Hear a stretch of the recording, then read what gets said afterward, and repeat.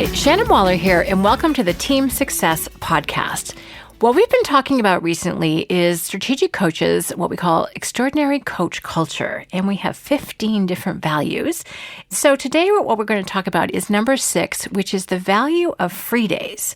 Now, this is a very different value than what most companies have, especially for their teams, in that we really love it when our team takes time off. And you may be thinking to yourself, oh, I really like it when my team works hard. What do you mean free days?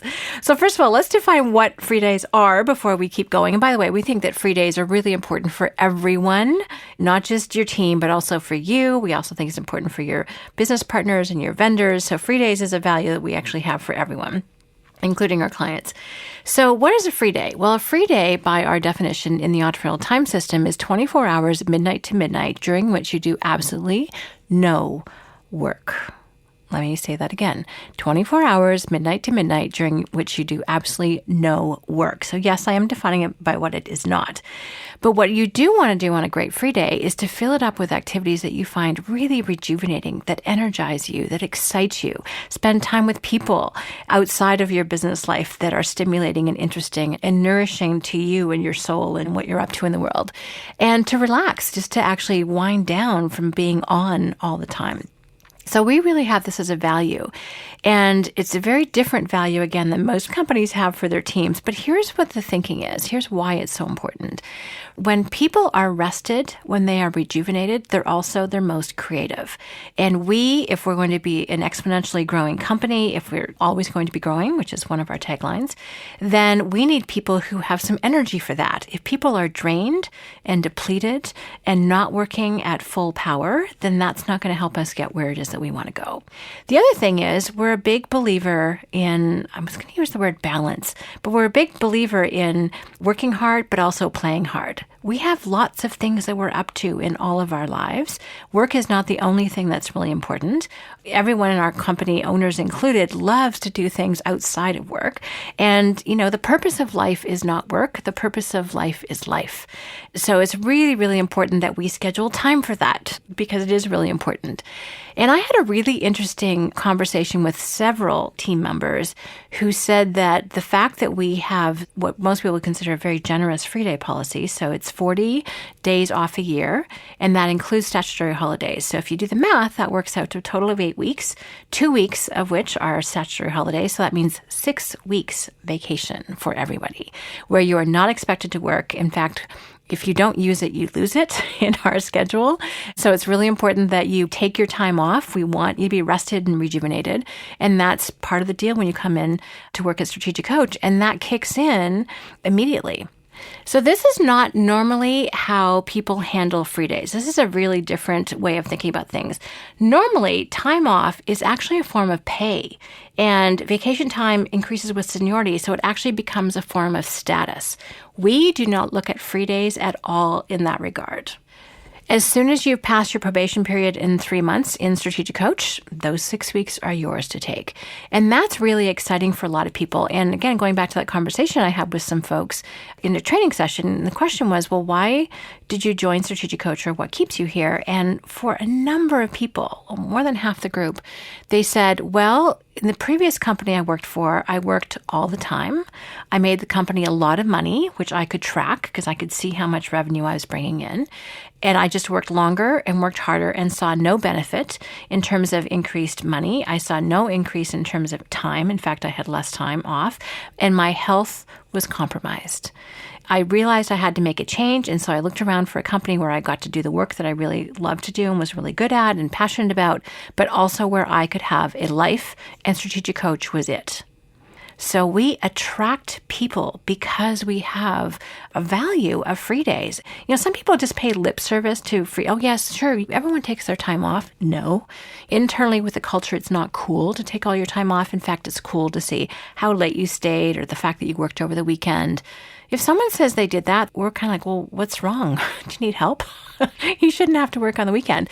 Not to say that there aren't occasionally deadlines that are super intense and we have to work late, but then you take the time off later on, at a time of your choosing. So we're very flexible about that. And we want to make sure that people are rested and rejuvenated and they get to enjoy their lives. We want people who are happy. Clients come in and will ask us sometimes, how do you get such great people? Truth is, we attract them and we do things that keep them happy, which is really a key part of it. So we're interested to hear what other people's pursuits are. Lots of folks here love to travel. So just talking with someone this morning who just got back from New Zealand, talking about trips to Costa Rica coming up. I went to Africa this past summer. So we get an opportunity to have adventures and to have a life. And for anyone with a family who wants to be a good mom, who wants to be a good dad, who wants to be a good partner, then it requires time to do that. And time off is when that happens. Now, what it does mean, the benefit of that is that when people do come to work, they're rested, they're rejuvenated, they're focused, they're creative, they want to get their work done so that they can get home. It's not expected for people to work late. So people, again, can have a life, but they also produce phenomenal work in the work hours that they're here. Just think of it for yourself. If you know, and I'm not a runner, so I'm sure someone can correct me, but if you know you're going for a 100-yard dash, 100-meter dash, if you're in Canada, you're going to sprint. You are going to just push down and go for it. If you know you've got a 10-mile run ahead of you, you're going to pace yourself. And what having free days and regularly scheduled free days does for people is it allows them to sprint. It allows them to give more energy in the short term because they know it can stop. If you know that you're going to be working 60, 70, 80 hours a week for the next 52, you have to gear down. There's no way anyone can operate at 100% without huge physical costs and mental costs and emotional costs. So you don't get the full capacity of people. They have to pace themselves just to survive physically, mentally, emotionally. And when someone has regularly scheduled free days, they can work hard. I know I can. I can work fast. I can get a lot done because I know I can stop. And that's actually really kind of exciting. Certainly my creativity is geared to that. And I know when people get tired, well, normally you know this for yourself. Actually, the expression is, have you ever noticed that when you get tired, other people get stupid? It's unfortunately kind of true. And the problem, by the way, is with you, not with them. But when we get tired, we do make mistakes. We don't make the best decisions. We're not very great at risk-taking when we're exhausted. And that's true for our team as well. If you want your team playing offense and not defense, then they need to be rested in order to be able to do that. So we're big proponents of people taking care of themselves in their personal life. When this means physically being, exercising and eating well, but it also means that they've got time for their friends and they've got time for their family, which makes sure that emotionally and mentally that they're doing really, really well. So we just have a very sane, happy, intelligent, focused, motivated group of people at Strategic Coach.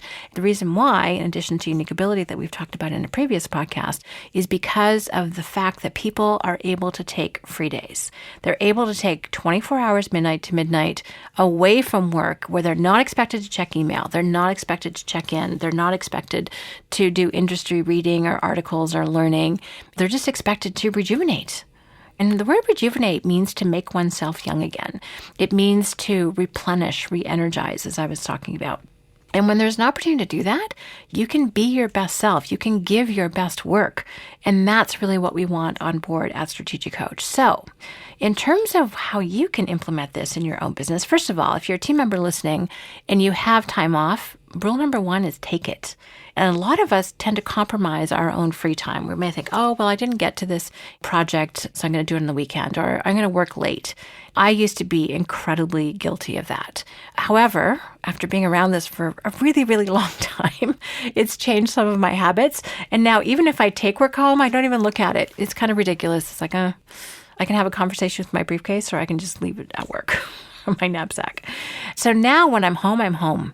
I find it far less stressful than being in school. One of the challenges for being in school is you go to class, you'd learn stuff, but then you'd have acres of homework, you'd have assignments, you'd have essays to do, and then you have to manage your own time.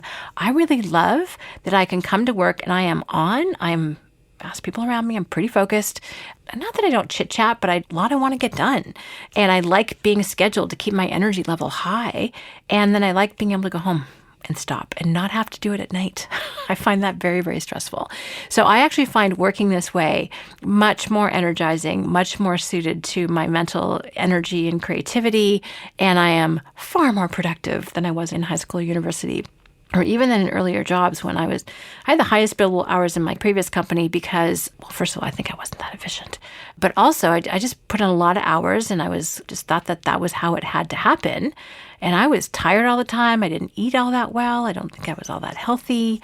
I was successful work-wise, but it was really one-dimensional. And that was a problem. And this is when I met my now husband. He was my then boyfriend. He said, Shannon, I noticed that you work a lot. Do you have a life? It's one of those things, as I've said before, if it takes longer than 3 seconds to answer, the answer is no. And the truth was I didn't. I didn't have any other interests and hobbies. I read. Didn't make me that interesting. So then oh my gosh, I have to get a life. So we started dating. I took up tennis. I started just doing some things to make me a more interesting person. So being multidimensional, which is really a natural aspect of being human, I'd sort of shut that off in my pursuit of work and of success. And then I got to coach. And I remember when I first was meeting with Babs and Dan, and when I joined Coach in 1991, we were much, much, much smaller. I was team member number 6, and I remember Babs, who's co-owner and co-founder of Strategic Coach, it was noon, and in my previous company, my boss, a woman, never took lunch. If she did, she broke it around 3 or 4 o'clock, and she would just keep working through, and she would come in early and she would leave late, so I'd modeled myself after her. Great woman, but not in the habit of taking breaks, except, she would take some long breaks during the year. She would take the month of August off with her husband. But other than that, she worked pretty long and pretty hard. So the first week at Strategic Coach, Babs was like, okay, it's lunch. Let's go out. Time to go. I'm like, no, I'll work through lunch. And Babs, one of her strengths is command. And she goes, no, we're going for lunch. I'm like, okay, I guess that's how it works. So I learned to pause. And even in our workshops, we have frequent breaks. We coach for an hour and interact and learn and talk for an hour. And then there's a 10-minute break. And then we come back. And what people who study learning have discovered is that the longer a session goes on, it's sort of like learning goes up and it peaks and then it goes down. So people actually learn less and less the longer before they have a break. Now, how to keep it high is to have short, frequent breaks. So forget this being in session for 3 hours, then having a half-hour break. Same amount of time, but far more strategic to have an hour and then have a short 10-minute break. And then that actually keeps the energy high. It only dips a tiny, tiny bit. And then an hour later, you have another break. An hour later, you have another break. So you have the same amount of time on breaks. You have to get people back in the room. That can be a challenge. But basically, you keep the learning and the energy high. Brains and bodies are only designed to last kind of for sprints in humans and probably some other animals as well. So it makes sense to really nourish that and to feed it. So I'm talking about free days, but it also makes sense. And just the whole mentality here is let's work in a sprint. Let's make sure we focus for a short period of time and then we take a break. Let's make sure we work for 1, 2, 3, 4, 5, 6 weeks, and then let's take some time off. Or let's work for 5 days and then take 2 off. Let's work from 9 to 5 or whatever your average working day is, and then let's take the evening off. The point is that breaks keep the learning up, they make us smarter, and they give us a chance to rejuvenate. I think of it a lot, the analogy that I use, and the way I think about it, is if anyone's familiar with a form of exercise that is far more productive in much less time, it's called HIIT, H-I-I-T. It stands for High Intensity Interval Training. And the whole point is, with intervals, is that you work hard for a short period of time and then you stop. So, for example, you might sprint on the treadmill. There's lots of different techniques. Just look it up. What I did for a long time was I would do basically 30 seconds on the treadmill, and then you'd rest for a minute and a half. You can also reverse that and sprint for a minute and a half and then rest for 30 seconds. That's completely up to you. There's lots of different ways of doing it. But the point is, in 12 to 13 minutes, you can get the same benefit of 30 to 60 minutes of exercise. That's pretty incredible. I don't know about you, but I'm much more mentally geared up for the shorter time period than the long one. So the point here in terms of taking action, again, if you're a team member, take the time. Do not compromise it. Do not take your work home. Work hard to get it done in the hours that you have. Be focused and be productive, and then leave. If you're a business owner, if you're an entrepreneur, then schedule and take your own free time and then do that for your team. Don't be always the first one in, the last one out. Make sure that you demonstrate free days are true. Try not to send emails at 3 o'clock in the morning. That stresses your team out, I can tell you. They've told me that. It really makes sense to fully rejuvenate, and that's tough to do. It's why we have the Strategic Coach program, is to help coach and train people in how to take great time off. And what happens as a result is their businesses exponentialize, if I can use that word. They just grow exponentially because your business gets better sometimes when you're not there, because it has to. You have to create systems and you have to put the people in place to make sure that things can run. So the point here is give yourself free days, give your team free days, support each other in taking free days, because as a result of that, you will have a happy, productive, focused, creative, and growing team, which I'm sure is what we're all after. If you have any questions or comments about free days, because I know it's not where a lot of people's minds go, I'd love to hear it. Please let me know at questions@strategiccoach.com. Thanks so much for listening. And as always, here's to your team success. Hi, Shannon here, and thank you very much for listening. If you like what you heard today, please take a moment to rate the Team Success podcast on iTunes. And we'd love it if you'd share the podcast with anyone else who could benefit. If you're interested in learning more about the Strategic Coach program for entrepreneurs, visit us at strategiccoach.com or the Strategic Coach channel on YouTube. For free downloads and more team success strategies, visit teamsuccesshandbook.com.